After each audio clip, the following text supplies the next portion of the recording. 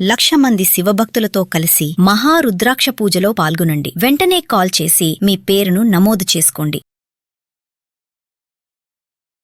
నమస్తే, welcome back to Suman TV. Present మనతో పాటు ఉన్నారు జ్యోతిష్య, మంత్ర, యంత్ర, తంత్ర, వాస్తు, శకున శాస్త్ర నిపుణులు ముక్కామల చంద్రశేఖర్ శర్మ గారు.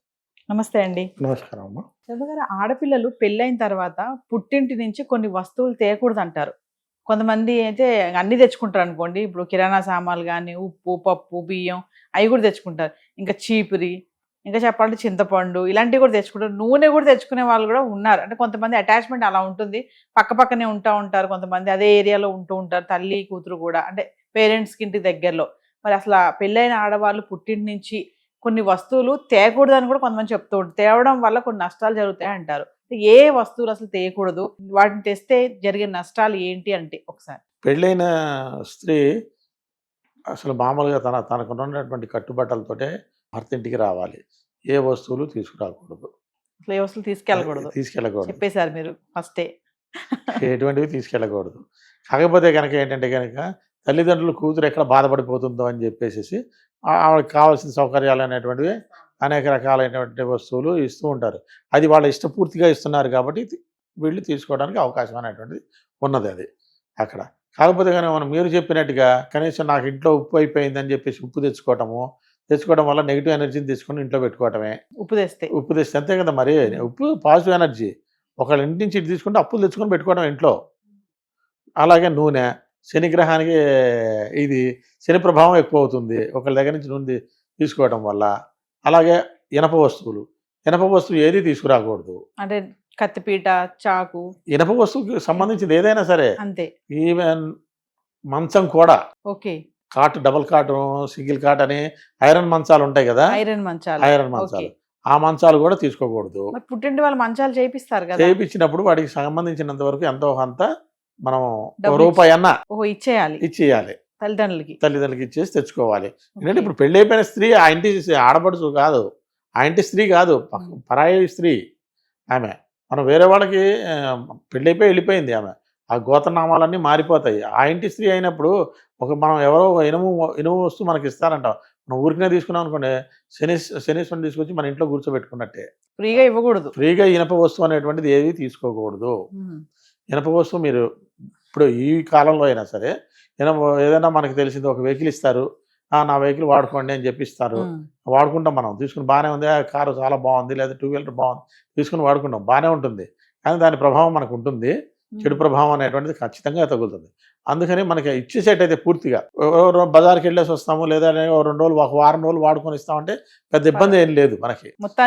మొత్తానికి మనకి ఇచ్చి మీరు ఇచ్చి నా దగ్గర వేరే వెహికల్ ఉందిలే, నేను అమ్మేట ఇష్టం లేదు, ఇది ఉంచేసుకో అని చెప్పి మనకి ఇచ్చేవాళ్ళ స్నేహితులు చాలా మంది ఉన్నారు ఇవాళ రేపు. మంచివాళ్ళు ఉన్నారు, చెడు రకం ఉంటారు కాబట్టి వాడుకోమని ఇస్తారు. లేదంటే ఫ్రిడ్జ్ వాడుకోండి అని ఇస్తారు, ఇంకోటి ఏదన్నా వాడుకోండి అని. తల్లిదండ్రులు ఏంటంటే కొత్త ఫ్రిడ్జ్ కొన్నానులే, వాడేయటం ఎందుకు, ఈ ఫ్రిడ్జ్ తీసుకెళ్ళి నువ్వు పెట్టుకో, నీ ఇంట్లో లేదు కదా అని అంటారు. కొన్ని సంవత్సరమే కదా అయింది ఫ్రిడ్జ్, బాగుందని. లేదా కారు కొత్త మోడల్ రాగానే ఈ కారు మీరు తీసుకెళ్ళండి, నేను కొత్త కారు కొనుక్కుంటాను అంటే, ఈ కారు సరే కూతురు నాకు ఇస్తున్నారు కదా, నాన్నగారు ఇస్తున్నారు కదా అని తెచ్చుకుంటాం మనం. అది తెచ్చుకోవడం వల్ల ఇనప ప్రభావాన్ని తెచ్చుకొని మనం మోసుకుంటున్నట్టే.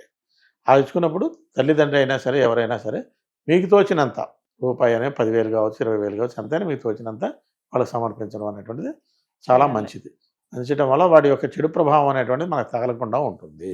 అంటే ఈ విషయాలు కొంతమంది తెలిసి కూడా చేస్తారు కదండి. ఇది ఇప్పుడు మీరు అన్నారు కొన్ని కత్తిపీట, చాక్ అన్నారు, లైక్ చింతపండు ఉంది, బియ్యం ఉంది. నెగ్లిజెన్సీ అమ్మ, మనం అనకూడదు ఆ మాట. అంటే కనుక జనాలందరూ ఇది చేస్తారు. మన మనుషుల్లో నెగ్లిజెన్సీ అనేటువంటిది 100కు 100% ఉంది. ఆ నెగ్లిజెన్సీ ఉండటం వల్ల మనం అనేక రకాలైనటువంటి ఇబ్బందులు పడుతున్నాము. చిన్న వస్తువుల దగ్గరే నెగ్లిజెన్సీ, పెద్ద వస్తువుల దగ్గర చాలా జాగ్రత్తగా ఉంటారు. చిన్న వస్తువుల దగ్గరికి వచ్చేసరికి నెగ్లిజెన్సీ వచ్చి ఏమవుతుందిలే అనుకుంటాము. దానివల్లే ప్రభావం కలుగుతుంది. ఆ ప్రభావం చెడు ప్రభావం కలిగేసరికి అది వాళ్ళు తెలుసుకోలేకపోతారు. ఆ చిన్న పెద్దవి పూర్తిగా మనం మునిగేంత వరకు తెలియదు మనకి. మునిగిన తర్వాత అయ్యో నేను ఇట్లా అయిపోయినా, దీనికి కారణం ఏంటి అని అప్పుడు ఎత్తుక్కుని ఉపయోగం ఏముంది? చేతులు కాలేక ఆకులు పట్టుకుని ప్రయోజనం లేదు. చేతులు కాలకముందు ఆకులతో పట్టుకునే గిన్నె చేతులు కాలకుండా ఉంటాయి. కాబట్టి అందుకని మన వాళ్ళు ఏమని చెప్పారంటే, పురాణాలు, మీకు తెలిసినటువంటి విజ్ఞానమైనటువంటి పుస్తకాలు చదవమని చెప్పారు. అవేమి చదవట్లేదు ఇవాళ రేపు. ఐఫోన్లును ఈ ఫోన్లు వచ్చిన ఫోన్లు ఇన్స్టాగ్రామ్లు ఇవి చూసుకోవడమే సరిపోతున్నది. వాళ్ళకి ఇక నాలెడ్జ్ ఎక్కడి నుంచి వస్తుంది? రాదు. ఏమవుతుందిలే ఏమో ఆ ఒంటి మీదకి వచ్చి అంతా ఇది అయ్యేంతవరకు ఇది ఉంది. ఇప్పటికిప్పుడు ఉన్న పరిస్థితుల్లో క్షుద్రశక్తుల ప్రభావం అనేటువంటిది చాలా విపరీతంగా ఉన్నది. కలికాలం ఒకటి. కలికాలంలో కలి అనేటువంటిది తొందరగా ఇంపాక్ట్ చేస్తాడు. చెడుని ఎక్కువ ఇది చేస్తాడు. మనకి అరిషడ్ వర్గాలు ఏవైతే ఉన్నాయో అరిషడ్ వర్గాలు అంటే కామ, క్రోధ, మద, మోహ, లోభ, మదమాశ్చర్యాలు. ఈ 6 అరిషడ్ వర్గాల్ని మనిషిని ప్రేరేపిస్తూ ఉంటాడు. ఎప్పుడు అవకాశం దొరుకుతుందా, ఎప్పుడు అటాక్ చేద్దామా అని చూస్తూ ఉంటాడు. ఏ మాత్రం సూది మనం దొరికినంత సందు దొరికినా మన మీద అటాక్ చేస్తాడు. ఒకసారి అటాక్ చేసేటంటే మనం వాటి నుంచి బయటపడటం కష్టం. సో మనం సాధ్యమైనంత వరకు భగవన్నామ స్మరణ, మీరు మీకు ఇష్టమైన దైవాన్ని ఎవరినైనా ప్రార్థించుకొని భగవన్నామ స్మరణ చేస్తుంటే కలి ప్రభావం అనేటువంటి మన జోలికి రాకుండా మన దీంట్లో మనం ఉంటాం. ఒకటి. రెండోది, అయాచితంగా వస్తున్న వస్తువు ఏది మనం తీసుకోకూడదు. ఒక వస్తువు మనకు అనవసరం, కొనుక్కోవాలి. ఆ వస్తువు మీద మనకు ఇష్టపడ్డాము, వాళ్ళకి కావాల్సినటువంటిది ఎంతో కొంత డబ్బులు ఇచ్చేసేసి మనం కొనుక్కోవడం, అప్పుడు మన సొంతం అవుతుంది. దాని మీద మన ప్రభావం అనేటువంటిది ఏముండదు అనమాట. అంటే ఎంతో కొంత ఇచ్చి తెచ్చుకోవడం అనేది రూపాయి ఇవ్వండి, రూపాయి 1 రూపీ కాయిన్ ఇవ్వండి, మొత్తానికి ఫ్రీగా తెచ్చుకోకూడదు. మీరంటే అభిమానం నాకు, సరే ఇదిగో తీసుకోండి అని చెప్పేసి నేను ఒక టీవీ ఇచ్చాను అనుకోండి, లేదా ఒక స్కూటరో ఒక సైకిలో ఇచ్చాను అనుకోండి, మీరు తెచ్చుకోకండి. 1 రూపాయి ఇవ్వండి, ఊరికనే తీసుకోకూడదు. 1 రూపాయి ఉంచలే అని చెప్పేసి ఇచ్చేసి మీరు తెచ్చుకోండి. మీ మీద ఎటువంటి ప్రభావం ఉండదు. అంతేగాని ఫ్రీగా మాత్రం తెచ్చుకుంటే నష్టాలు ఉంటాయి. అది అనేక మార్గాలు ఇబ్బంది పడాల్సి వస్తుంది.